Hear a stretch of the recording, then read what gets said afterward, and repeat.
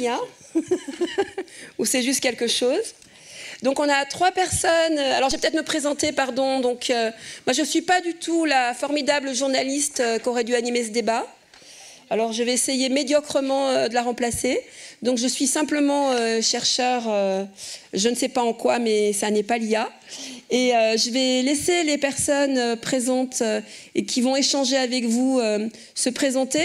Et ce qu'on vous propose, c'est que plutôt que de faire un truc où pendant 1 heure, on parle ici, là, sur ces petits espaces et que vous devez maintenir vos neurones, votre attention pour nous écouter, eh bien, on vous propose de réagir quand vous en avez envie, quitte à interrompre une discussion.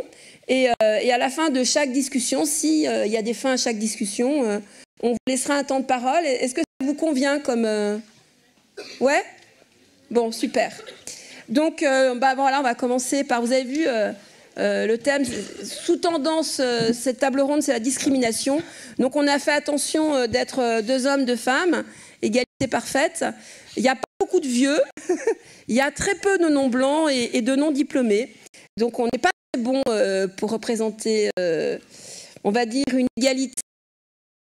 Donc, Patrick Loiseau, tu es chercheur en informatique, dans le même laboratoire que moi, en laboratoire informatique de Grenoble. Je vais te laisser raconter pourquoi ce sujet t'intéresse. Merci. Donc, je suis Patrick Loiseau, je suis chercheur à l'INRIA, au laboratoire d'informatique de Grenoble, et je m'intéresse donc à la discrimination et l'explication de l'IA. Donc, je suis responsable d'une chaire qui s'appelle Explainable and Responsible AI, et on essaye de comprendre en quoi est-ce que l'IA peut aboutir à des discriminations, comment corriger ça, et puis le pendant un peu qu'on discutera peut-être un peu moins aujourd'hui, c'est comment est-ce qu'on peut expliquer d'abord comment marche l'IA, mais aussi surtout pourquoi l'IA prend tel ou tel type de décision. Donc on fait ça du point de vue informatique. Donc on s'appuie sur les définitions de discrimination qui sont données par les philosophes ou les sociologues ou les juristes, et on essaye de voir en quoi la machine informatique interagit avec le monde par l'intermédiaire de ces définitions. Alors Marie-Laure, alors toi tu es juriste, mais tu t'intéresses principalement, peut-être même exclusivement maintenant, à ces objets numériques qui sont rentrés partout dans notre vie. Oui. Donc moi je suis juriste à l'INRIA. Comme Patrick, on travaille dans le même institut. L'INRIA, c'est un institut de recherche publique qui est entièrement dédié aux sciences du numérique.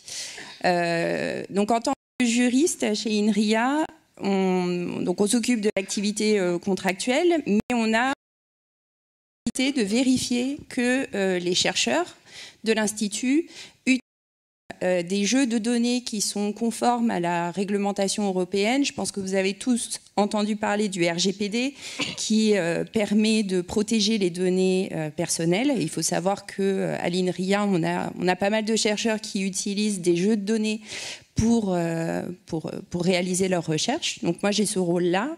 Et il existe également au sein d'INRIA un comité d'éthique.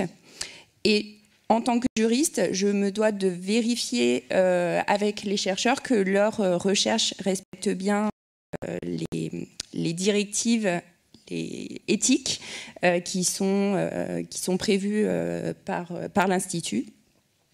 Et donc, on travaille à vérifier que tout est bien fait.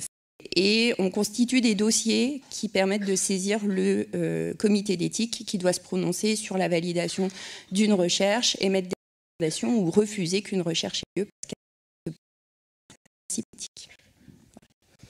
Et voilà, enfin, super. Et je n'ai pas trop écorché ton nom. Non. Voilà. Alors, tu es artiste, designer et bien d'autres choses encore, hein, dans un collectif qui est présent ici et que franchement, je vous incite beaucoup à aller voir et passer cette vraie expérience cognitive qu'il vous propose dans le collectif CAST. Donc, oui, je m'appelle Vitas, je suis designer artiste à la base, intéressé toujours en technologie. Et, je crois que surtout dans ce topic de AI, ça m'intéresse plus de la part un peu plus générique, dans le sens que je m'intéresse quand les technologies parfaites et efficaces rentrent dans les maisons de nous, les simples. Quelle dissonance ça produit, justement, parce qu'il y a plusieurs inégalités dans les maisons, dans comment les gens les utilisent, dans notre perception des différentes technologies. Et puis voilà, donc j'ai aussi un petit labo de recherche créative dans un lieu qui s'appelle Kronos Art Center à Shanghai. Et puis j'ai fait partie du collectif Cache, on propose une expérience ici sur vos données personnelles, notamment Facebook et Twitter, et comment l'expérience permet de rencontrer votre double digital, ou comment il est essayé d'être perçu par des réseaux sociaux, et quelles conclusions on peut tirer là-dedans. Voilà. Bon, puisqu'on va parler de discrimination, eh bien, moi j'ai découvert hier, vraiment j'aurais dû savoir ça, que discrimination, en fait, c'est vraiment un terme juridique, et que quand on a affaire à la morale en général, c'est différenciation. Donc, comment on gère la discrimination en France et pas ailleurs, et quelle différence entre les outils numériques et l'ensemble des outils qu'on a depuis longtemps, juridiquement? Alors, la discrimination, c'est un terme juridique qui est défini comme le fait de réaliser un traitement défavorable à l'encontre d'une personne du fait qu'elle présente certaines caractéristiques.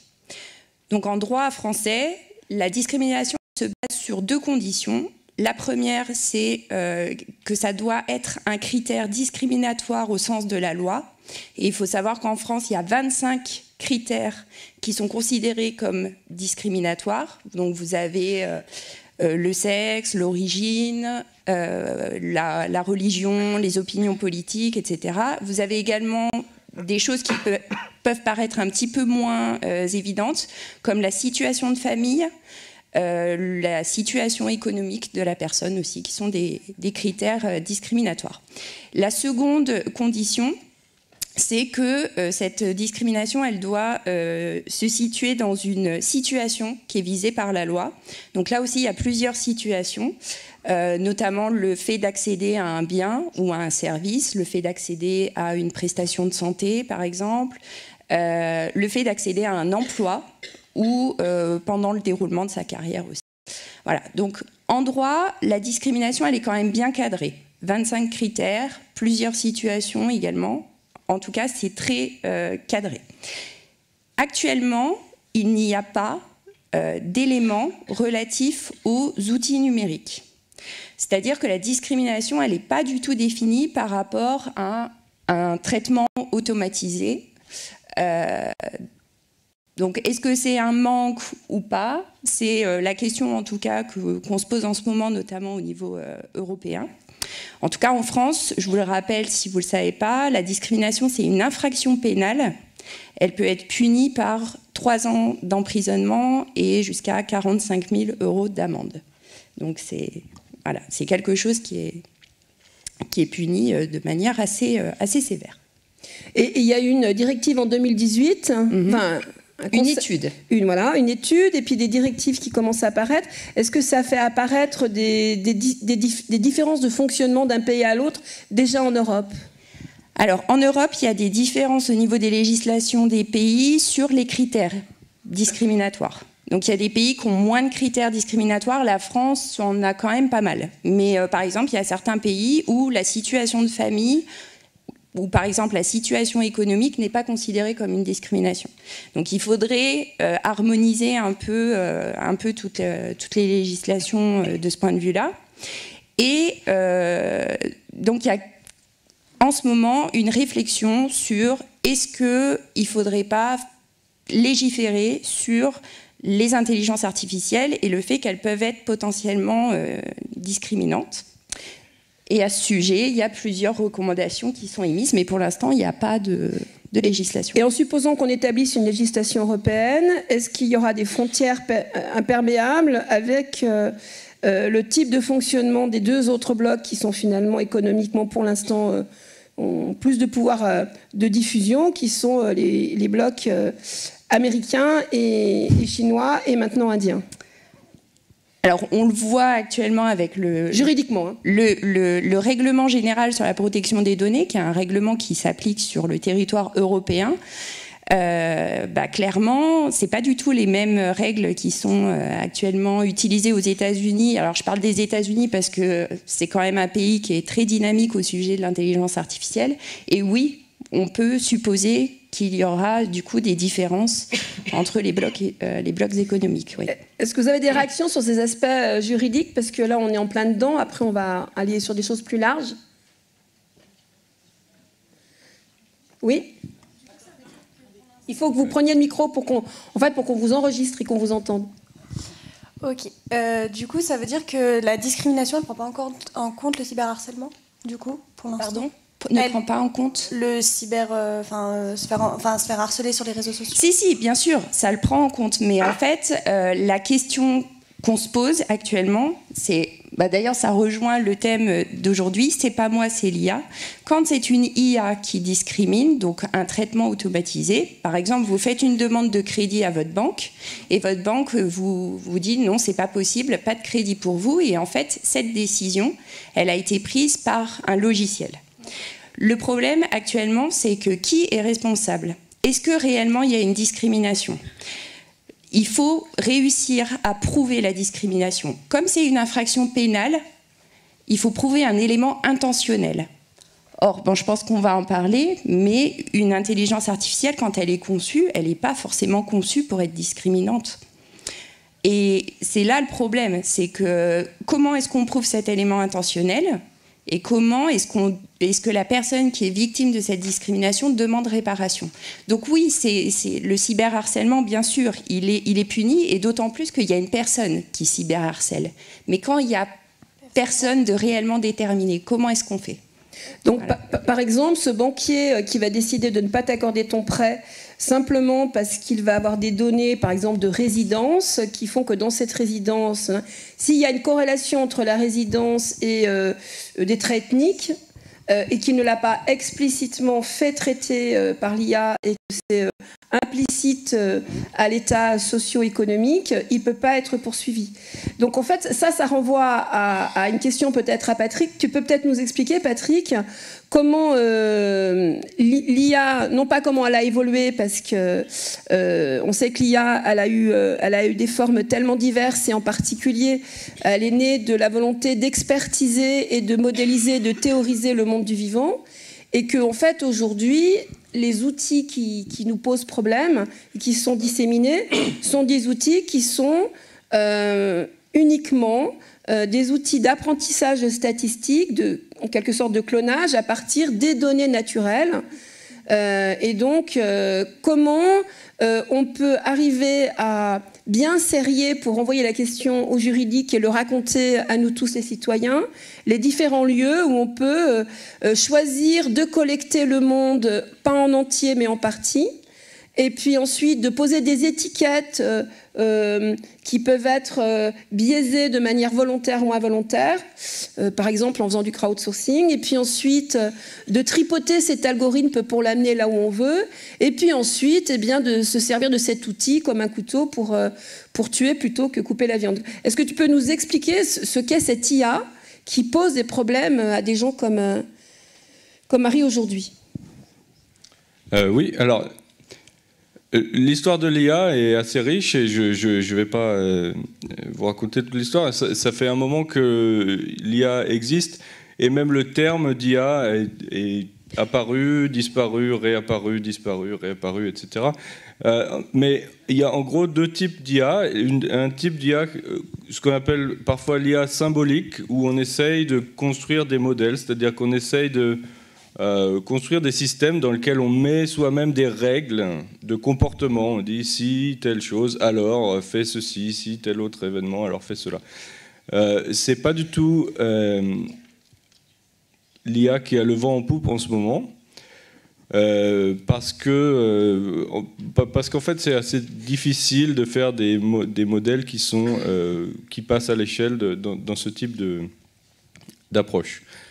Ce qu'on entend le plus souvent par l'IA en ce moment, c'est ce qu'on appelle l'apprentissage, c'est ce qu'on appelle aussi parfois l'IA numérique. Plutôt que d'aller mettre des règles directement dans des modèles et de choisir les règles qu'on va mettre, on va vouloir que le système aille apprendre lui-même tout seul les règles. Comment est-ce qu'il va apprendre? Il va apprendre à partir de données. Donc, typiquement, si vous voulez créer un système qui regarde une photo et qui reconnaît si c'est un chat ou un chien, c'est l'exemple qu'on donne toujours, même si ce n'est pas quelque chose de très utile en pratique. Vous voulez créer un système qui reconnaît les chats et les chiens. Si vous voulez avoir une description fonctionnelle de tout ce qui est la caractéristique fondamentale d'un chien et ce qui est la caractéristique fondamentale d'un chat, ça va être extrêmement difficile. Ce que fait l'IA numérique, ce que fait l'apprentissage machine, c'est qu'on a des programmes auxquels on donne 1 million de photos de chats en disant au programme « cela c'est des chats », 1 million de photos de chiens en disant au programme « cela c'est des chiens ». Et le système, qui est composé d'un grand nombre de paramètres, apprend, ajuste les paramètres d'une façon à ce que la prochaine fois que vous donnez une photo, sans dire si c'est un chat ou un chien, le système va tout seul savoir si c'est un chat ou un chien. Donc c'est ça l'apprentissage machine. On ne programme pas directement des règles, on laisse le système apprendre à partir de données qui sont donc souvent ce qu'on appelle des données étiquetées. Donc on dit au système cela c'est des chats, cela c'est des chiens. Ce qui est le plus utilisé en ce moment, c'est ce qu'on appelle le deep learning, l'apprentissage profond. C'est une façon de faire cet apprentissage-là, qui est basé sur des réseaux de neurones avec beaucoup de couches et effectivement un très très grand nombre de paramètres qui sont ajustés lors de l'apprentissage. Et le fait que ce réseau soit grand, ça a une certaine influence sur le fait qu'on puisse expliquer comment il marche ou pas, etc. Mais sur le phénomène de l'apprentissage lui-même, en fait, c'est la même chose dans les différents systèmes d'apprentissage. Donc du coup, ce qu'on voit, c'est que l'intentionnalité de la personne qui fait un système de machine learning, c'est pas mettre des règles discriminatoires, c'est pas directement mettre des règles discriminatoires, disons embaucher plutôt des blancs que des non-blancs, ou embaucher plutôt des hommes que des femmes, ou des choses comme ça. Par contre, puisque l'IA apprend à partir de jeux de données, tous les biais qu'on a dans les jeux de données d'entrée, on va naturellement les retrouver dans les résultats de l'algorithme. Donc ça, c'est la première chose, c'est que l'IA va reproduire les biais des données sur lesquelles il apprend. Donc par exemple, le cas de l'IA qui a été utilisé pendant un moment par Amazon pour embaucher, pour choisir à partir de CV qui serait embauché. Cette IA avait beaucoup de CV, a appris avec beaucoup de CV d'hommes qui avaient eu des bonnes performances dans l'entreprise et du coup ne recommandait l'embauche que d'hommes et jamais de femmes. Voilà. Mais ça, c'est pas personne. Le programmeur n'a pas écrit embaucher plutôt des hommes. C'est sur les données d'entrée que cet apprentissage s'est fait naturellement. Et la deuxième chose qui est importante à comprendre, c'est que quand même si on ne met pas des règles directement dans le système, il y a tout un tas de choix qui sont faits lorsqu'on apprend un modèle. En particulier, on choisit les variables qui vont être retenues sur les données d'entrée. Donc, quelles sont les caractéristiques qui vont être utilisées dans le CV? On ne peut pas forcément avoir une vue exhaustive des caractéristiques qui constituent le CV d'une personne. Donc, on choisit un certain nombre de caractéristiques. Et on va choisir aussi, et ça c'est très important, ce qu'on veut que l'algorithme optimise. Est-ce qu'on préfère que lorsqu'on recommande d'embaucher quelqu'un, on soit sûr que cette personne soit bonne, ou est-ce qu'on préfère que si quelqu'un est bon, on est sûr de ne pas le rater? Ça, c'est deux types d'erreurs qui sont faites dans l'IA. Rater quelqu'un de bon ou embaucher quelqu'un et qui, en fait, s'avère ne pas être très bon. Et on se rend compte que si on veut optimiser pour l'un ou pour l'autre, on fait des choix qui sont complètement différents et qui peuvent aboutir à plus ou moins de biais dans les résultats de l'algorithme. Et donc même augmenter, disons, amplifier les biais des données d'entrée. J'avais une question. Bonjour. Je voulais savoir, pour les réseaux sociaux, comment vous allez légiférer sur Twitter, Facebook et d'autres réseaux sociaux où nos coordonnées ne sont pas en France. Ah, d'accord. Donc là, on parle des données à caractère personnel. Voilà. Très personnel, que ce soit sur Twitter et Facebook, mais aussi sur d'autres réseaux sociaux où nos coordonnées ne sont pas en France. Et ça, c'est un danger. Et nos données seraient à l'étranger. Alors, en Afrique ou ailleurs. Alors, donc le règlement européen sur la protection des données qui est transcrit en France dans la loi informatique et liberté. Alors, ce règlement européen, il s'applique aux données qui sont collectées sur le territoire européen, quand bien même elles seraient ensuite hébergées sur un serveur ailleurs dans le monde. Et elle s'applique également aux données des citoyens non européens qui sont traités en Europe. Donc ça a été voulu pour ne pas créer en gros de différence et qu'on ne permette pas à des sociétés européennes de pouvoir utiliser des jeux de données de personnes qui habitent en Asie ou sur le continent africain et puis faire ce qu'ils veulent avec. Donc normalement, le règlement sur la protection des données s'applique aux données des citoyens européens qui sont récupérées sur les réseaux sociaux à partir du moment où ces réseaux sociaux sont accessibles sur le territoire européen. Donc normalement, il y a une protection qui existe à ce niveau-là. Et d'ailleurs, quand j'ai dit tout à l'heure qu'il n'y avait pas à l'heure actuelle de législation sur les traitements automatisés en matière de discrimination, il existe cependant dans le règlement européen sur la protection des données des dispositions précises sur les traitements automatisés de données. Et ces dispositions indiquent que, par principe, il n'y a pas le droit de traiter des données à caractère personnel par des traitements automatisés seuls. Alors, l'exception, c'est bien sûr quand la personne donne son consentement, ce qui est le cas sur les réseaux sociaux. Hein, quand vous créez un profil sur Facebook ou sur Instagram, évidemment, vous donnez votre consentement pour que vos données soient traitées, y compris par des traitements automatiques. Mais en tout cas, il y a quand même quelque chose qui existe de ce point de vue-là.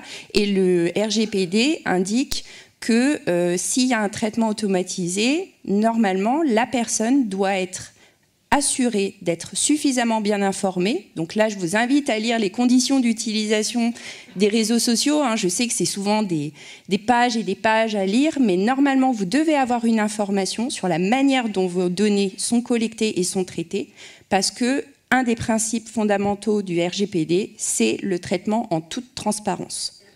RGPD, donc le Règlement général de la protection des données. Vous pourriez dire le nom complet de ce règlement, parce que oui. Tout l'aspect permettre la libre circulation des données aussi qui est... Prenez le micro. Ah, je sais pas où il est. Ah, pardon. On a le temps, vous inquiétez pas, on a le temps. Donc, excusez-moi d'intervenir un petit peu brutalement, mais ça fait plusieurs fois que vous parlez du règlement général pour la protection des données.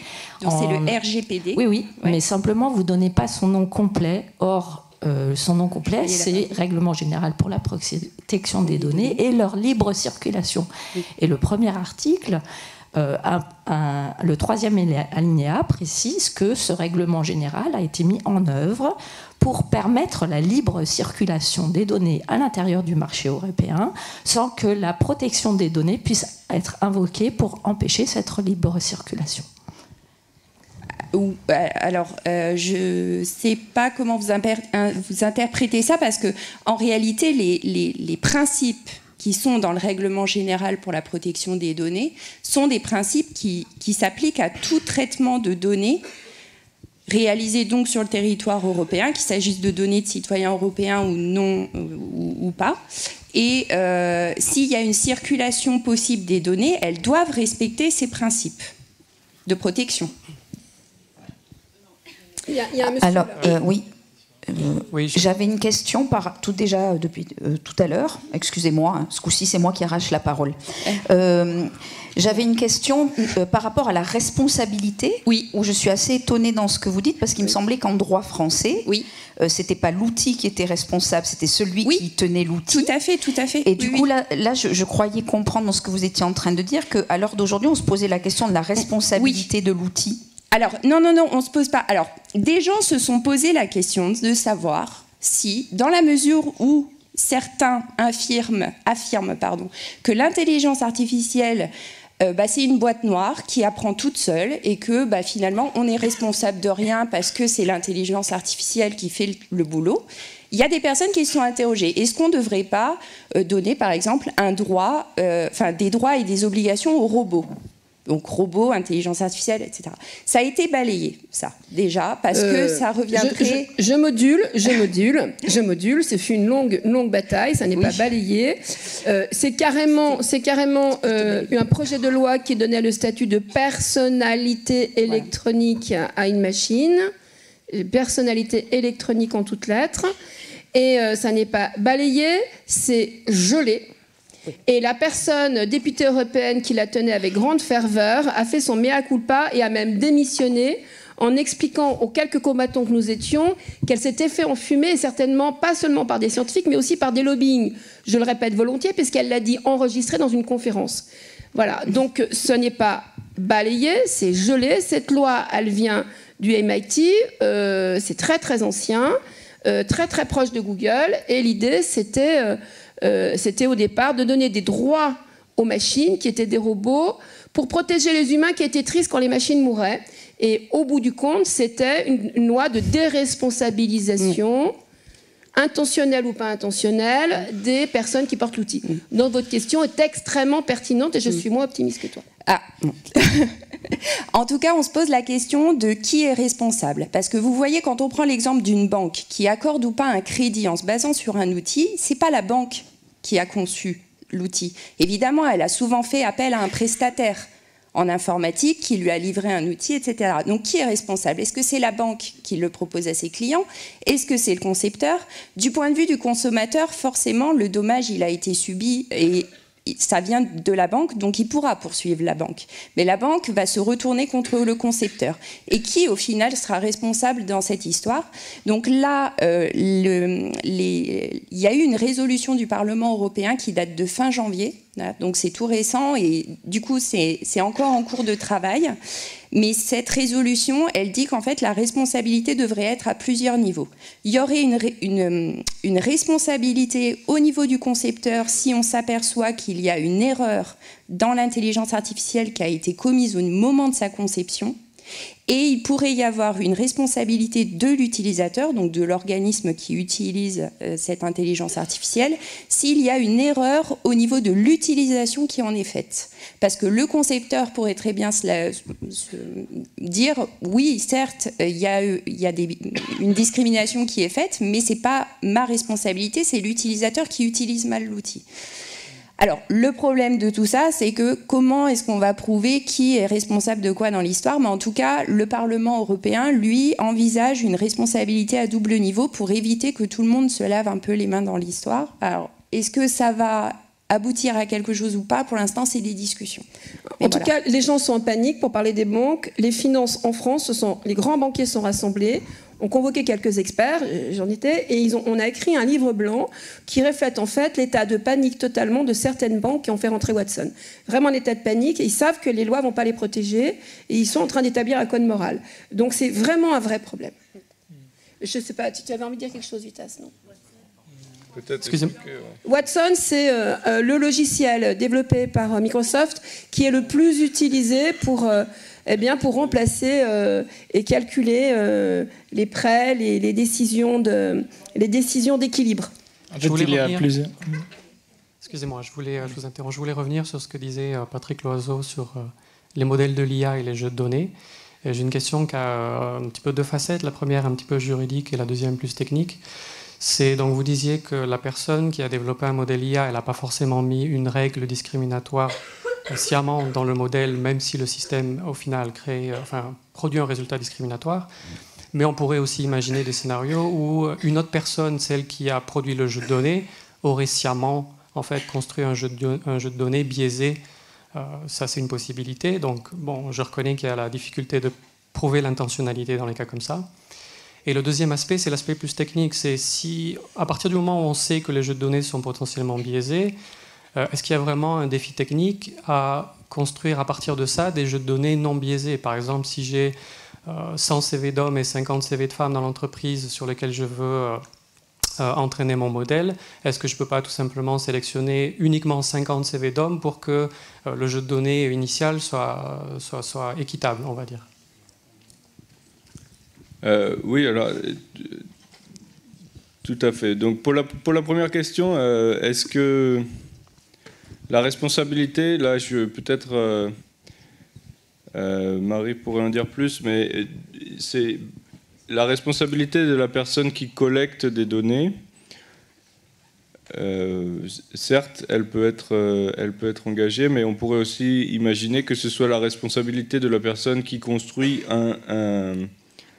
une IA de s'assurer que le jeu de données qui est utilisé n'est pas biaisé. Là, je ne sais pas exactement comment ça pourrait marcher. J'imagine qu'en général, ce n'est pas forcément des personnes physiques, mais plutôt des entreprises qui sont constructeurs de l'IA. Je ne sais pas si on en est à regarder la responsabilité de tel ou tel ingénieur à ce niveau si précis.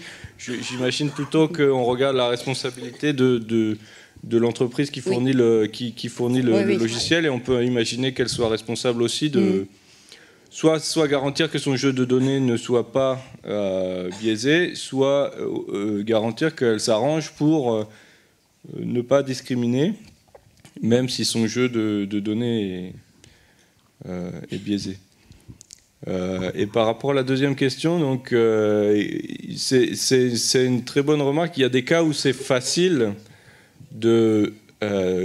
d'enlever la discrimination, simplement, par exemple, en enlevant 50 CV d'hommes, à condition de savoir quels ont été les biais dans les données initiales. Après, c'est une question qui dépend de la définition de la discrimination qu'on prend. Donc, en particulier, les définitions qui sont basées sur, par exemple, aux États-Unis, la doctrine qui s'appelle Disparate Impact, ça dit qu'il faut embaucher autant d'hommes que de femmes, dans certains cas. Ou alors, sinon, il faut montrer qu'on a une bonne raison de ne pas le faire. Alors, ce n'est pas exactement autant, c'est au 4/5e en général. Donc ça, c'est facile, parce qu'on voit les faits, on voit bien qui on embauche, et on veut qu'il y ait la moitié d'hommes et la moitié de femmes. Mais ce n'est pas forcément dans tous les cas la bonne définition, entre guillemets, de ce que serait l'équité, de dire on embauche 50% d'hommes et 50% de femmes. Parfois, ce qui serait plus adapté, c'est d'avoir des définitions, disons, méritocratiques, où on embauche plus les gens qui méritent plus et moins les gens qui méritent moins. Et là, ça dépend évidemment du profil de poste qu'on recherche, etc., etc. Et ça fait appel à des questions de savoir estimer le vrai mérite. Et c'est beaucoup plus compliqué de voir si on a des données biaisées en entrée dans ce genre de contexte-là. Et en particulier, il y a une question qui est qu'on connaît moins les performances des gens qu'on a moins embauchés dans le passé. Et ça, c'est le cas en médecine aussi. On sait moins bien comment les femmes répondent à certains traitements, tout simplement parce qu'on les a testés que sur des hommes. Alors après, est-ce qu'il faut aller tester des traitements expérimentaux? Comment choisir les sujets? C'est des questions qui sont pas aussi faciles que dans le cas où on veut une égalité du nombre d'embauchés. Écoute, là, tu es en train de rentrer dans un sujet qui est peut-être le sujet qui sous-tend absolument toutes ces questions, qui est la notion de l'égalité ou de l'équité, qui est une question à la fois morale et socio-culturelle profondément. Est-ce que vous savez qu'en Chine, par exemple, il y a un crédit social qui est calculable à partir de ses activités numériques sur les réseaux? Est-ce qu'on va avoir la même estimation morale et la même manière de légiférer? Alors ce crédit vous permet de renforcer les bons comportements et de punir les mauvais comportements, un bon ou mauvais comportement étant une décision du système politique, donc des lois. on voit bien que les points de vue de morale sont différents. Donc tu parlais de la méritocratie. Donc là, on a affaire à des principes qui sont des principes socio-culturels et économiquement pertinents. Et d'ailleurs, la loi, c'est pas toujours ou ne doit pas toujours y répondre. Et moi, j'ai une question plutôt pour Vitaz. Est-ce que finalement, ce numérique n'est pas une manière de redistribuer les cartes, puisque après tout, indépendamment des biais qu'on peut y ajouter, c'est déjà, si toutes les données étaient celles du monde, puisqu'on en fait un clonage, on verrait l'état du monde.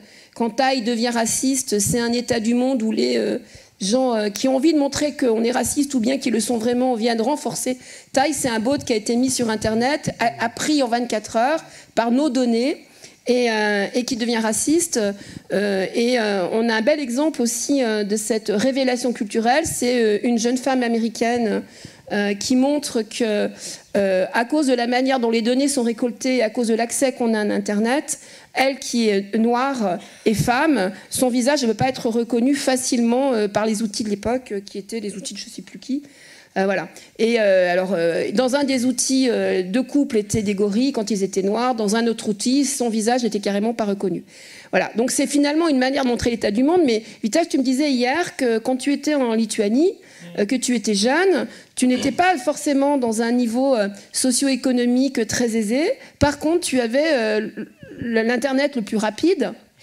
Et tu avais accès à la tablette tout de suite, c'est peut-être pour ça que tu es artiste designer en numérique. Et est-ce que tu crois que cette capacité que peuvent avoir des gens de niveau socio-culturel très variable, d'avoir accès, de déposer de leurs données, d'être représentés par l'IA, en n'oublions pas qu'une grande partie du monde est oubliée, les gens qui n'ont pas de langue numérisée, par exemple, sont totalement oubliés et vont être effacés de ce monde. Que penses-tu de cette redistribution sauvage ou pas sauvage, quel est ton avis sur cette redistribution des cartes? Déjà, cette idée de voilà, qu'il y a des gens qui vont jamais être connectés, c'est très abordé surtout par des grandes entreprises. C'est pour ça qu'il y a toute une guerre stratosphérique en ce moment du qui va amener Internet, où est-ce que ça va être Facebook, Google, parce qu'il y a un énorme nouveau marché potentiel et des données qui ne sont pas encore collectés de tous ces gens qui ne sont pas connectés au réseau.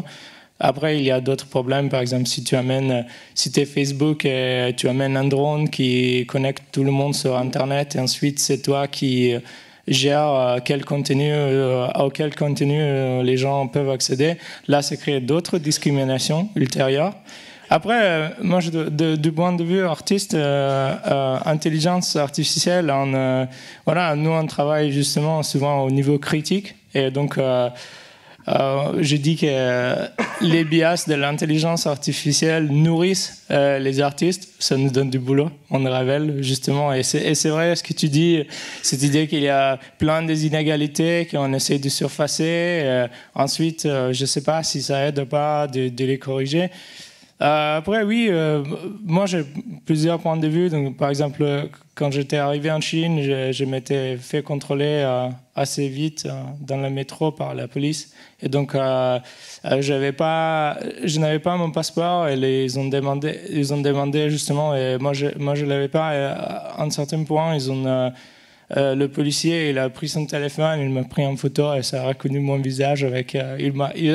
En fait, c'était le policier qui n'était pas sûr si c'était moi, alors que l'outil était à 90, à 95.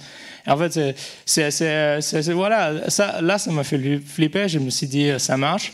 Et donc, en fait, parce que le set de données, justement, en Chine, des Européens, par exemple, il est beaucoup moins grand que celui des Chinois. Donc, c'est beaucoup plus facile à nous reconnaître. Donc là, il n'y a pas de discrimination de nouveau vers nous, les colonialistes.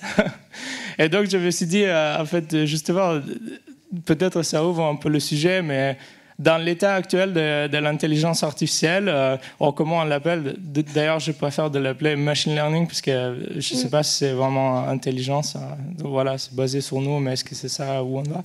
Mais en fait, moi je dis qu'il y a de certains biais et de certaines discriminations, au point de discriminations sont avantageux en quelque sorte.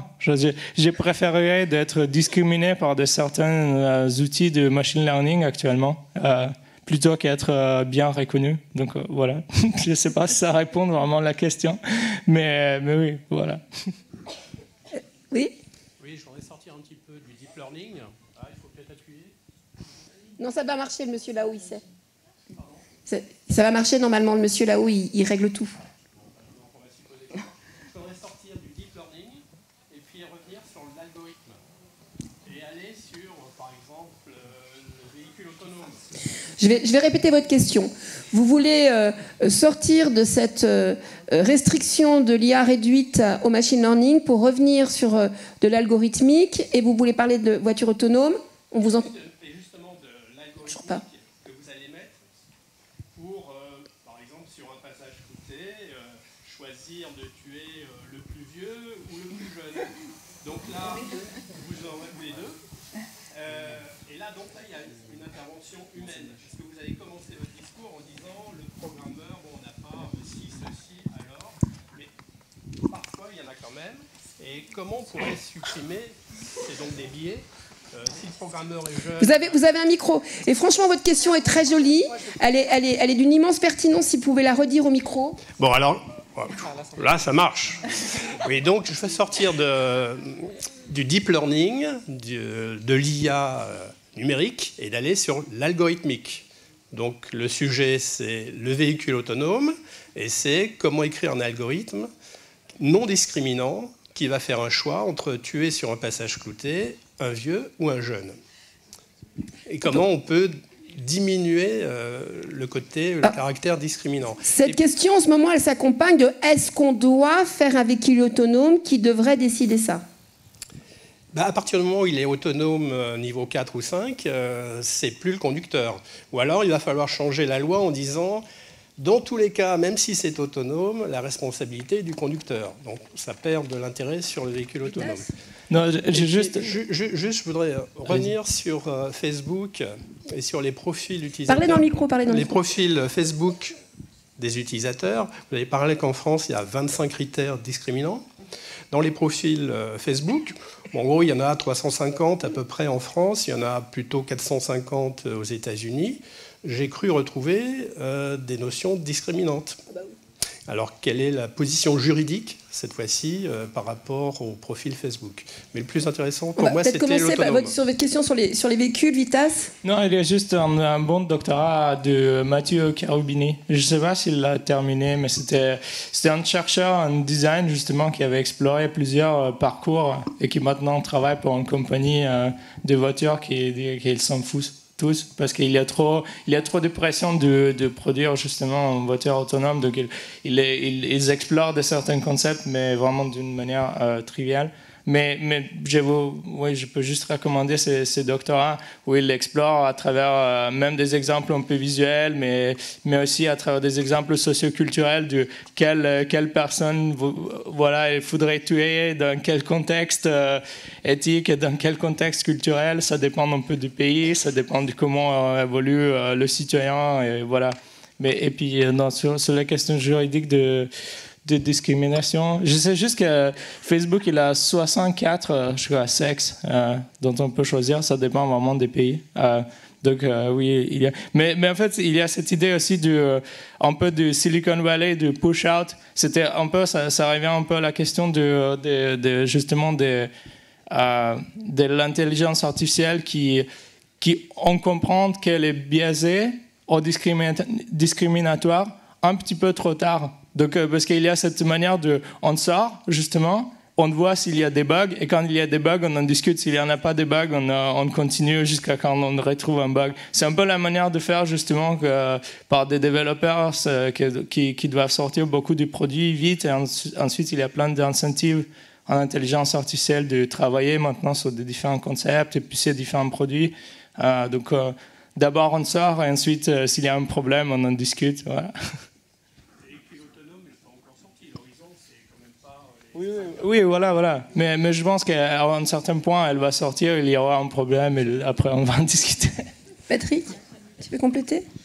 Alors, il y a deux questions. La question du véhicule autonome, peut-être juste la remarque que je voudrais faire. Savoir s'il faut choisir de tuer un enfant ou une personne âgée, je pense pas qu'on va résoudre la question ici.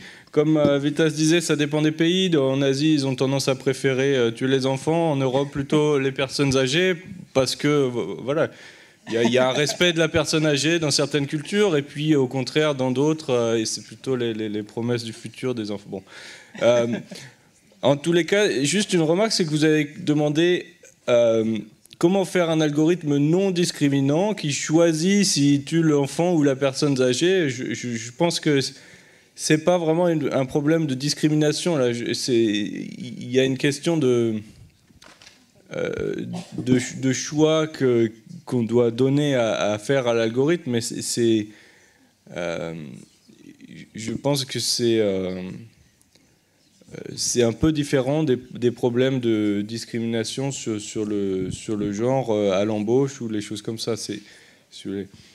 Bon. Il y a un philosophe qui vient de sortir un bouquin qui a répondu à la question, cette question à l'impossible, nul n'est tenu. Il a dit on n'a qu'à choisir au hasard. Voilà. Et ce qui est intéressant, c'est que ça soulève énormément de choses. Et si on compare ça aux données qu'on a de comment nous on fait quand on est en situation instinctive de mourir, effectivement, il y a une enquête sociologique où les gens ont choisi les uns et les autres. Ces mêmes personnes, quand ils sont dans leur voiture, c'est toujours le même schéma, quel que soit le pays du monde. Si on est, par exemple, une maman avec des enfants, on va mourir, on va sauver nos enfants. Si on en jeune en sortie de boîte, c'est nos copains qui meurent et pas nous. C'est comme ça, les assureurs le savent très bien. Et d'ailleurs, vous êtes sans doute au courant, les lois qui sont en train de se mettre en route pour ces véhicules autonomes, les constructeurs se disent, on va pré-remplir les systèmes et démerdez-vous avec, faites l'apprentissage vous-même et ce seront vos règles à vous. Nous, on aura juste garanti que c'est le permis de conduire et que c'est les grandes règles.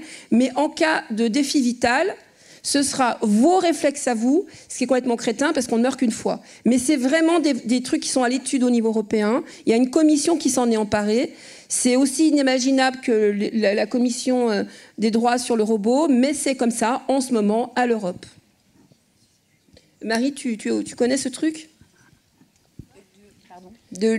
Cette décision qui est en train de se prendre à l'Europe, on en avait parlé, de laisser nourrir, débrouillez-vous, nourrissez vous-même nos IA, finissez de les nourrir avec vos propres données.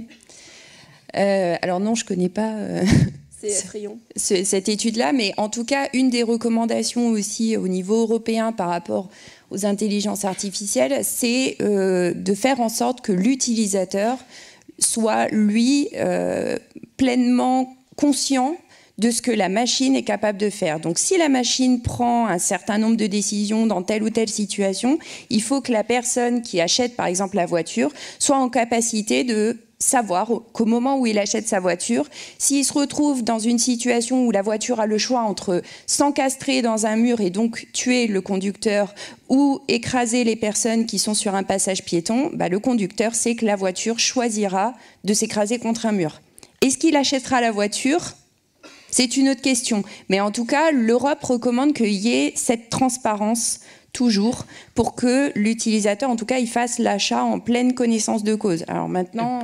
Pourquoi ? Ils disent aussi pourquoi, dans le sens que quelle décision, oui, mais pourquoi il prend cette décision d'utiliser alors là, je ne sais pas jusqu'où va le degré d'information, mais en tout cas, ce serait d'avoir l'information la plus élevée pour que le consommateur puisse choisir en pleine connaissance de cause. Mais le problème, c'est que ces systèmes sont quand même très complexes et que le niveau d'information, il n'est peut-être pas accessible non plus à tout le monde. Donc, non, mais c'est une vraie question et je crois qu'il n'y a pas de réponse pour l'instant. C'est compliqué, ouais. Peut-être qu'elle n'est juste pas posable, quoi. On ne devrait pas la poser, peut-être. Et une autre recommandation, c'est aussi qu'il y ait une véritable formation des personnes qui conçoivent les systèmes, une formation à l'éthique. Donc là, en France, faut savoir que depuis, alors c'est récent, hein, c'est mai 2016, tous les doctorants en informatique tous les doctorants, quels qu'ils soient, y compris dans le domaine de l'informatique, doivent suivre une formation à l'éthique.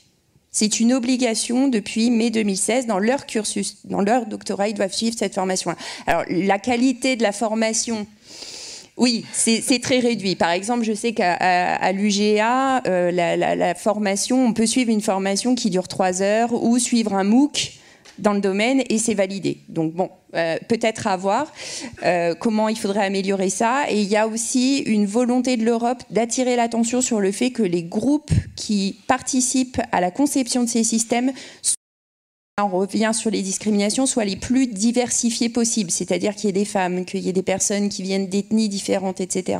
Maintenant, est-ce que c'est possible en pratique? Est-ce que les gens qui sortent des études sont vraiment, enfin, représentent l'ensemble de la population? Ça, je ne sais pas. Mais en tout cas, voilà, ils poussent pour qu'il y ait de l'éthique dans la conception des systèmes, mais sur les décisions finales, bon, là, je ne saurais pas vous répondre.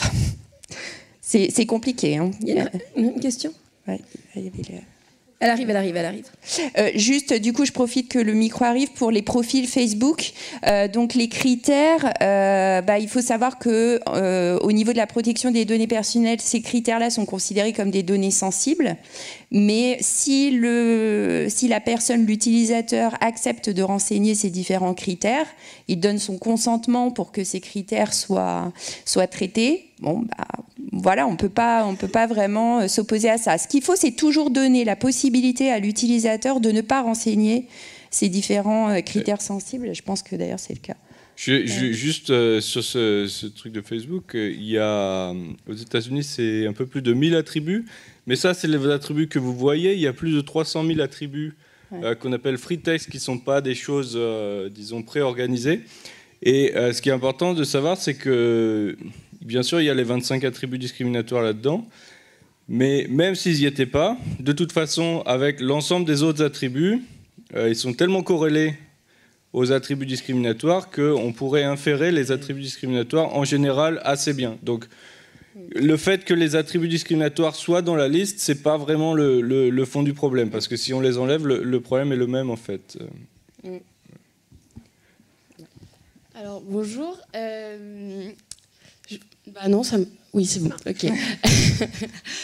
Je voulais savoir si y avait des intelligences artificielles qui étaient à propos de l'écologie et si aussi l'impact écologique était inscrit dans l'éthique dont vous parliez. Très très bonne question, hein, avec ce cloud qui remplit des villes entières de databanks en Arctique. Alors, Patrick, peut-être le plus... Avec cette terrible question qui doit t'empêcher de dormir la nuit quand tu balances tes algos, non? Oui, plusieurs nuits de suite. C'est épouvantable, hein? J'ai des enfants en bas âge, donc c'est pas ça qui m'empêche de dormir la nuit, mais... Oui, la question, alors est-ce que c'est inscrit dans l'éthique? C'est une question difficile, mais il y a la question de l'impact écologique des algorithmes est une question qui est de plus en plus importante. Je pense pas qu'elle soit inscrite noir sur blanc, quelque part dans une loi ou dans des recommandations, etc. Il y a des recherches, par exemple, à l'Institut d'intelligence artificielle de Grenoble, il y a tout un axe qui est sur ce qu'on appelle l'IA frugale. Donc alors il y a plusieurs pistes. Il y a la piste d'avoir des calculs qui consomment moins. Il y a aussi la piste de faire des IA qui consomment moins de données, parce qu'au final, disons, la consommation énergétique d'une IA est plus ou moins proportionnelle à la quantité de données qu'on utilise pour l'apprentissage.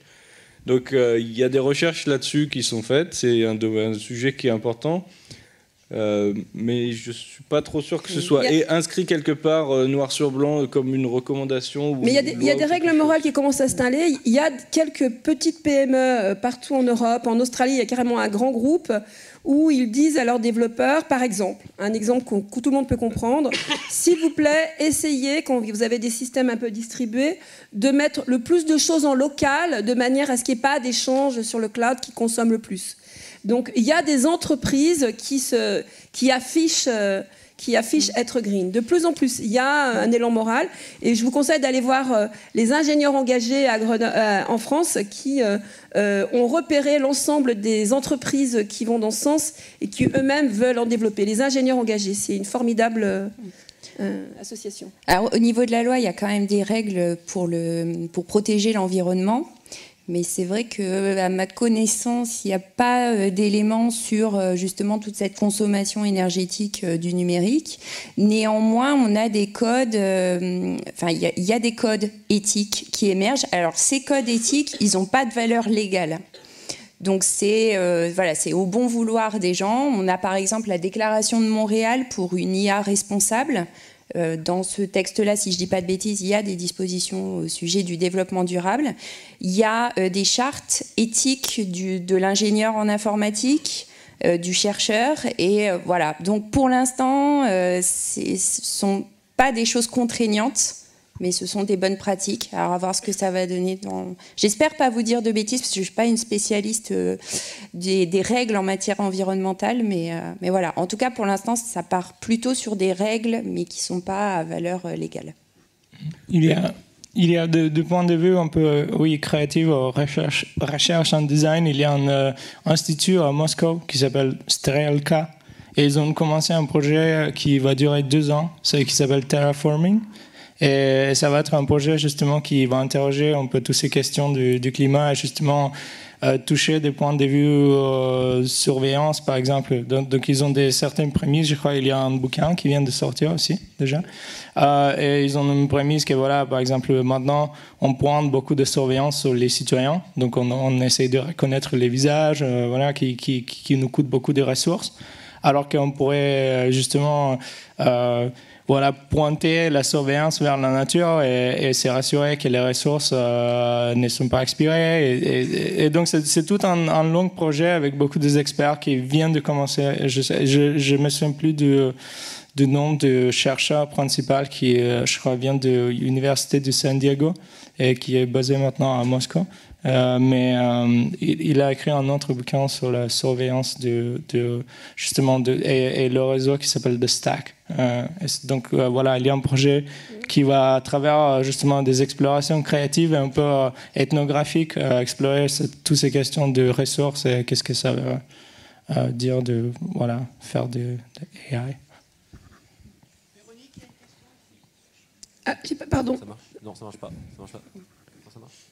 Oui, bonjour. Je voudrais revenir un petit peu en arrière sur la question des dilemmes moraux. Voilà. Parce que du coup, c'est des situations assez impressionnantes. Vous avez parlé du cas de la voiture qui doit choisir entre aller dans le mur ou tuer un piéton. Mais moi, la première réaction que j'ai face à ça, c'est ça arrive jamais en fait. Et globalement, enfin, on n'est pas souvent face à des dilemmes moraux sur lesquels l'intelligence artificielle peut interagir. Donc ma première question, c'est est-ce qu'on sait on va dire, est-ce qu'on a une proportion ou une probabilité d'apparition de ces dilemmes moraux dans lesquels l'intelligence artificielle pourrait avoir à décider? Première question. Et deuxième question, comment l'intelligence artificielle gère l'impossible? Genre, cette situation ne peut pas arriver. Parce que moi, c'est ce que j'aurais tendance à dire. Et d'ailleurs, en conduite, globalement, je ne réfléchis pas au fait... comment je vais réagir dans cette situation-là, quoi. Enfin, je vais freiner, sans doute, en fait. Enfin, bon, on ne sait pas, voilà. Juste, en fait, c'est pas vrai. En fait, vous réagissez de manière extrêmement complexe, mais non consciente. C'est ce que je disais tout à l'heure. On a pu mesurer que des personnes avec des relations socio-affectives différentes dans une voiture vont réagir en fonction de leur rôle dans la voiture, beaucoup plus fort que de leur culture. D'accord ? Donc, on a un processus inconscient très fort. Et ça, les données existent parce que les compagnies d'assurance en sont friandes. Et comme on ne meurt qu'une fois, les assureurs vous disent ça n'arrive pas souvent dans votre vie, ça n'arrive qu'une fois, mais c'est excessivement important, même si c'est rare. Alors je ne sais pas si, d'une manière générale, donc voilà, après, vous allez sur n'importe quel site d'assurance, vous trouverez ça. D'une manière générale, je ne sais pas ce qui est un dilemme moral. Les banquiers ont une manière de poser le dilemme moral qui ne ressemble pas à ce que leurs usagers appellent un dilemme moral. C'est très surprenant. Je ne sais pas s'il y a des mesures globales. Moi, j'en ai pas vu. Non ? C'est difficile de savoir ce qu'est un dilemme moral. Moi, je vais continuer la discussion, si vous voulez bien, sur ce dilemme moral. Je vais m'adresser à Vitas. Par exemple, voilà, Marie nous disait, peut-être qu'on aurait on serait plus raisonnable dans les décisions de construction des IA, des systèmes en général, si on était nombreux à les fabriquer et si les gens qui les fabriquent, principalement des ingénieurs, avaient une culture socio-culturelle beaucoup plus large. Parce qu'il y a un fait, quand on regarde les données des publiants en IA, ils sont très très très peu entourés d'autres personnes et dans leurs études, ils n'ont pas vu grand-chose d'autre que l'IA parce que c'est extrêmement consommateur de temps. Alors moi, j'ai posé une question à Vitas. Moi, je fabrique des robots. Quand je me balade dans le monde, je vois surtout des robots blancs, en bonne santé, très solides et toujours de très bonne humeur. Je me suis dit, comme tu disais, ça doit être parce qu'il n'y a que des blancs, jeunes. Moi, déjà, je suis vieille et je suis une femme. Pourtant, je fais des robots blancs, bonne santé, solides, pas très fragiles. Enfin, j'ai arrêté, vous imaginez bien. J'ai rencontré une femme noire, de mon âge. Elle fait des robots blancs. Comment tu expliques qu'il n'y ait même pas de lutte d'une classe contre l'autre? Et pourquoi elle ne fabrique pas, moi je fabrique des robots vieux maintenant, et qui s'énervent, pourquoi on ne fabrique pas des IA qui soient vraiment ressemblantes au monde? Et pourquoi c'est toujours cet élitisme qui finalement est en train d'effacer ce qu'on appelait l'espérance mathématique, hein, c'est-à-dire mon CV passe pas, mais si je le présente 10 000 fois, ça va finir par passer. C'est beau comme mot, l'espérance mathématique, qui est en train de s'effondrer avec le clonage par apprentissage. Comment tu l'expliques, toi? Tu as un point de vue là-dessus? Non, je ne peux pas l'expliquer. C'est un long parcours culturel qui maintenant, comme on a dit, est reflété dans les décisions de l'intelligence artificielle, justement. Et puis, ça arrive de plus en plus. Je pense que les gens s'énervent. Ils commencent je sais qu'en tout cas, peut-être les créatifs sont toujours les plus... les premières les plus énervées contre de certaines voilà. Donc maintenant il y a tout un mouvement, il y a une sous-branche de design qui s'appelle design fiction qui justement explore plein de scénarios du futur à partir de justement des signaux de présent. Et je sais qu'il y a toute une sous-branche qui s'appelle justement... il y a plein d'afrofuturistes, par exemple, qui travaillent sur des concepts de robots noirs. C'est juste maintenant qui a plus d'argent et plus de pouvoir. Et voilà, donc c'est de nouveau les États-Unis, la Chine. Et après, oui, cette question de qui fournit un peu la base pour tous ces concepts. Il y a encore des histoires. En Chine, il y a des histoires où... à la fin, c'est les êtres humains souvent qui font le labeling, qui décident les labels justement de comment les robots, les systèmes autonomes vont juger. Et il y a des histoires où le labeling est fait en échange pour pour un kilo de riz. Alors qu'est-ce qu'on peut demander de ces gens d'être un homme biaisé s'il y a toujours je sais pas si... Ce que tu abordes quand on passe son expérience à l'ISI, hein, en fait, ce que tu nous montres, c'est qu'on peut finir par... Enfin, toi, tu nous mets dans un tel état d'angoisse qu'on se dit que finalement, on va peut-être plus adhérer à ce genre de choses, mais qu'implicitement, on y adhère et qu'on est un petit peu... On se laisse manipuler, quoi. Est-ce que tu crois que c'est cette manipulation... le mot est trop fort, hein, le mot est pas assez fin, mais... Oui, quand tu fais ton expérience avec là, aujourd'hui, à Experimenta, qu'est-ce que tu vois comme réaction sur les gens qui passent? Il y a différentes réactions. Il y a des gens qui sont un peu perturbés, justement. Il y a certains qui sont un peu excités parce que c'est un peu voilà, l'output des fois elle est un peu horoscopique et donc les gens sont contents de la machine qui leur dit qu'ils sont hyper sociaux, méga agréables. C'est comme une espèce de rassuration sur qui je suis quand je ne sais plus qui je suis vraiment. Et donc oui, c'est un labeling, mais en même temps on fait aussi des ateliers. D'ailleurs on va en faire, il y en a un qui se déroule maintenant et un cet après-midi. Où justement on donne un peu plus d'aperçu de comment les algorithmes comme ça, par exemple les algorithmes psychométriques, comment ils marchent et aussi comment on peut les influencer à la fin. Oui, ce n'est pas très, très difficile pour le moment. Les algorithmes sont complexes mais n'est pas très avancés, au moins ceux qu'on interroge nous. Mais après c'est un plus grand problème où à ce point-là, quand on est de plus en plus traité par des systèmes autonomes, et là on revient à la question justement des discriminations, c'est qu'on peut essayer d'influencer l'algorithme, on peut essayer de le triquer assez facilement, mais ça ne veut pas dire forcément qu'on ne va pas être traité à cause de cette erreur. Donc même si on fournit des données fausses, il va quand même nous traiter à base de ces données fausses. Ouais. Et hier, tu m'expliquais que finalement, c'était aussi la croyance qu'on peut avoir que ces systèmes sont extrêmement intelligents et parfaits, alors qu'évidemment, ils ne le sont pas, qui pouvait amener, c'est ce que tu voulais démontrer. Tu me donnais l'exemple de cette manipulation, mais grossière, évoquée par certaines agences pour les élections, etc., pour l'influence de l'opinion publique. Tu peux raconter ce que tu m'as expliqué hier, c'était formidable. Oui, non, c'est juste l'idée qu'à travers les projets qu'on fait, nous, on s'en rend aussi compte de la capacité qu'on essaie après d'expliquer, de discuter aussi avec les gens, qu'il y a beaucoup de publicité aussi dans les nouvelles, parce qu'il y a beaucoup d'argent, justement, derrière. Donc, cette idée que, par exemple, avec les profils psychométriques, ils sont arrivés à cibler les gens pour élire Trump aux États-Unis. À la fin, quand tu testes l'algorithme et quand tu te rends compte de sa capacité, tu te dis, bon, c'est peut-être un peu trop poussé. Et c'est comme les...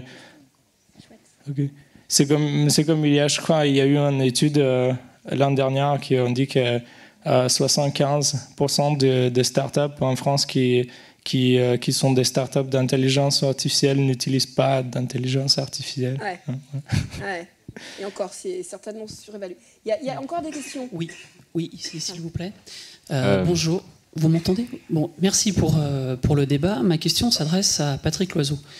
J'aime beaucoup le titre de votre chaire, IA éthique et responsable. On a parlé un petit peu de responsabilité à la fois du chercheur. Si on parle de responsabilité un petit peu de la recherche, il y a bien la question de l'intégrité scientifique. C'est probablement pas l'enjeu d'aujourd'hui.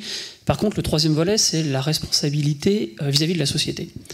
Et la question que je souhaiterais vous poser, c'est comment vous positionnez-vous, comment être dans le débat public, autre que face à un amphithéâtre très garni d'ailleurs, quand on a aujourd'hui dans la couverture médiatique des chevaliers blancs de l'intelligence artificielle à tout crin, et qui, dès qu'on parle d'éthique, je pense, voient ça comme un frein à l'innovation. C'est le mot-clé, on ne raisonne que par innovation, et derrière, retombées économiques notamment. Et ces chevaliers blancs, ils ont une très très grande couverture médiatique, et la question que je voudrais vous poser, c'est que leur répondre pour être peut-être davantage vers une notion d'IA responsable et d'être vers une IA qui accompagne le progrès humain, le progrès social, le progrès démocratique, et qui ne s'oppose pas à l'innovation, mais qui en est un courant peut-être un petit peu plus soft. Et quelle est, pour le MIAI, sa stratégie médiatique sur un sujet comme celui-là?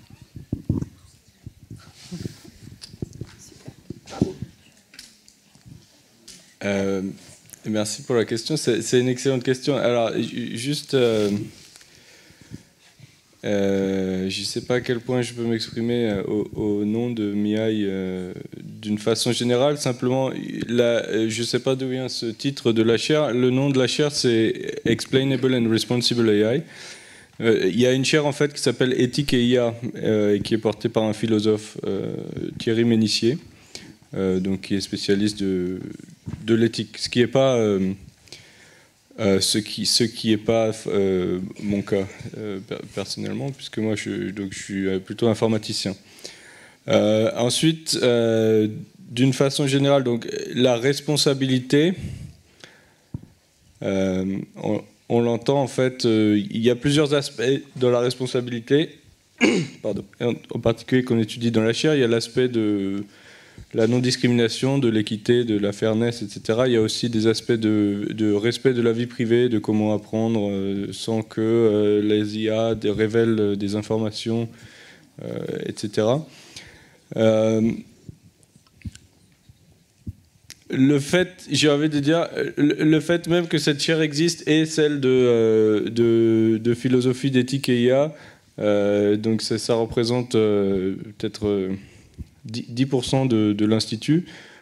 C'est déjà en soi une stratégie médiatique qui est importante, c'est-à-dire que dans l'Institut, le fait qu'on s'intéresse d'abord toutes les chaires ont un devoir de responsabilité, c'est-à-dire que tous les chercheurs, ces chevaliers blancs, on va dire, je vois de qui vous voulez parler, ils sont pas dans le MIAI, quoi. C'est-à-dire que c'est pas les porteurs des autres chaires du MIAI, évidemment. Donc tous les chercheurs ont un devoir de responsabilité. Il y a aussi pas mal de recherche sur l'axe de développement durable, etc. J'ai peut-être un peu de mal à donner une réponse extrêmement précise sur la stratégie médiatique parce qu'elle se met en place petit à petit. Pour l'instant, l'Institut, il est là depuis quelques mois. Pour l'instant, elle se met en place de façon un peu décentralisée, c'est-à-dire par chaire. Thierry Ménissier aussi parle beaucoup d'éthique dans d'autres forums, d'autres ateliers, etc. Elle est en train de converger un peu plus sur quelque chose qui soit un axe, pas un axe, disons un des défis majeurs du MIAI qui soit mis en avant de façon plus importante. Mais exactement comment, je ne peux pas vous dire. Après, c'est relayé, si vous voulez, indépendamment du MIAI, c'est quand même relayé de façon assez importante par ne serait-ce que par le gouvernement. Quand on a été donc aux inaugurations des différents instituts 3IA, on a eu un discours du président Macron qui était fortement axé sur en Europe, on peut faire une IA différemment de ce qui est fait aux États-Unis, qui est le modèle libéral, et en Chine, qui est encore un modèle différent. Nous, en Europe, on se positionne d'une façon différente. Donc, on n'est pas très isolé en Europe, disons. C'est quand même un discours qui est assez fort en Europe et relayé par les différents gouvernements, la Commission européenne, etc. Donc, au niveau de la communication sur un public large, il y a d'autres instances plus politiques qui en parlent beaucoup. Je peux peut-être juste compléter en tant que vieille dame, parce que je ne suis pas du tout responsable de l'équipe structure du code Ogipsalat, ça c'était il y a 20 ans. En fait, je suis porteur d'une chaire qui s'appelle Robotics depuis des années, et la médiatisation, elle m'a été utile, puisque j'ai participé avec quelques-uns à dégommer cette fameuse loi. C'est pour ça que d'ailleurs je ne vais plus dans les lieux médiatiques, elle est dégommée. Et en fait, on ne la cherche pas. On ne la cherche pas, il suffit de se retrouver dans quelques petits espaces comme ceci, enfin c'est pas petit, hein. Et puis ça, voilà, ça va diffuser, ça fait un moment, on fait notre boulot et on revient parce qu'on est des chercheurs et qu'on a le devoir de faire savoir. Et quand on fait savoir et que les gens qui jouent chacun leur rôle, en particulier les politiques, font leur boulot, ce qui n'est pas facile, eh bien parfois ça marche. Donc je vous ai dit, Madi Delvaux a fait son mea culpa parce qu'on était très peu nombreux parmi la masse des chercheurs qui n'étaient pas en désaccord avec cette loi, à le dire. Et effectivement, le rouage des journalistes a marché, et c'est eux qui font le boulot. C'est eux qui font le repérage. Il y avait ce monsieur ? D'accord. Tout à l'heure, vous avez parlé de faire des choix au hasard à des intelligences artificielles. Par exemple, tu as une personne âgée ou une personne plutôt jeune. Et il me semblait que le hasard était défini par un algorithme et une suite de calculs. Donc je voulais savoir s'il n'y avait pas un autre moyen que cet algorithme pour avoir du hasard, pour qu'il soit un hasard parfait. En fait, le hasard parfait n'existe qu'en physique quantique. Le hasard parfait, on ne sait pas le calculer par un algorithme pour l'instant. Oui, non ? Dans les algorithmes, on a ce qu'on appelle du pseudo-hasard. Oui. Il n'y a pas la génération de variables aléatoires parfaitement aléatoires, c'est pas possible, mais on génère des variables qui sont pseudo-aléatoires. Et donc la question peut-être c'est de savoir est-ce que le fait que c'est pseudo-aléatoire et pas complètement aléatoire, est-ce que ça biaise d'un côté ou de l'autre? Je pense pas trop, mais j'avoue que j'ai pas trop réfléchi à ça. Réponse de sociologue, très connue depuis les années 70, quand vous essayez de distribuer hasard en le contrôlant, les gens qui au hasard ont été servis, au hasard pas servis, comme au loto, vont trouver ça très injuste. Donc ce qui est important, c'est la perception humaine. Vous diront la plupart des sociologues.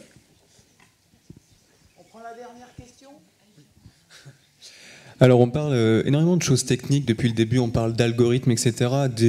Déjà moi, je sais toujours pas ce que c'est qu'un algorithme en mathématiques, c'est pour ça que j'aimerais recentrer un peu plus la chose et me positionner et surtout vous demander ce que vous faites avec l'INRIA sur des interventions dans les collèges, etc. Parce que moi je pense que le vrai fléau en fait il vient de là.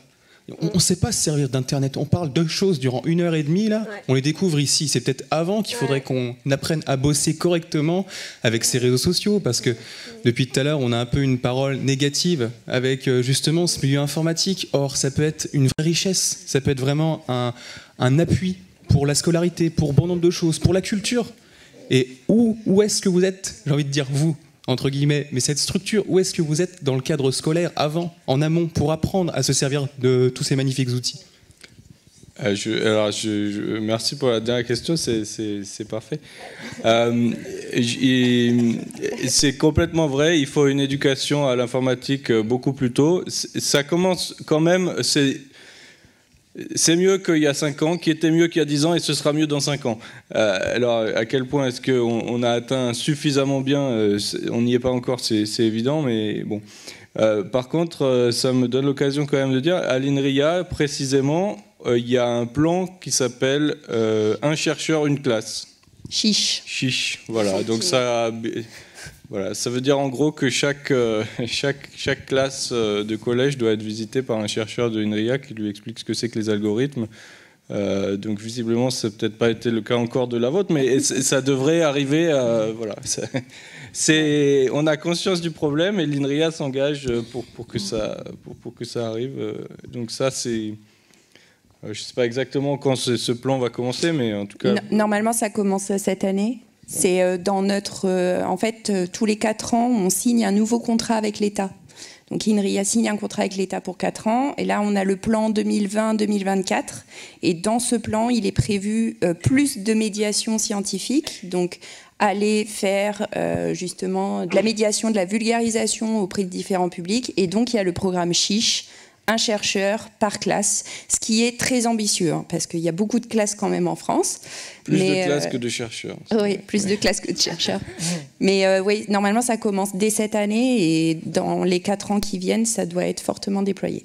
Voilà. Vitas, tu as quelque chose que tu as envie de faire avec les jeunes? Ah oui, non, mais je sais que ça s'établit de plus en plus. Il y a des, même en Chine, par exemple, c'est d'habitude les universités américaines qui sont établies là-bas, mais ils commencent à avoir des labos un peu interdisciplinaires. Il y en a un qui s'appelle PETAL, je crois, de Duke University, qui est un labo d'intelligence artificielle vraiment pour les étudiants de bachelor. Et ça vient de s'établir. Et ils ont plusieurs. NYU, New York University fait pareil. Donc il y a des... Et après, de manière un peu plus générique, il y a eu 2 ans, il y avait cette notion un peu portée par Bill Gates qui disait « Everybody has to learn to code ». Donc tout le monde doit apprendre à coder. Et maintenant, il y a plus de statistiques qui disent que plein de gens dont les parents ont gagné assez d'argent veulent faire des artistes. Donc moi, je suis confiant que le futur, ça va être un peu entre les deux, où les gens ils vont quand même savoir un peu plus sur la technologie et le fonctionnement, mais avoir un point de vue un peu critique et créatif par rapport... en tout cas, c'est ma vision utopique. Si ça, c'est pas la plus belle des conclusions que j'avais entendues depuis des années, merci. Hein. Merci beaucoup, Vitas, Marie et Patrick. Merci à vous. Merci.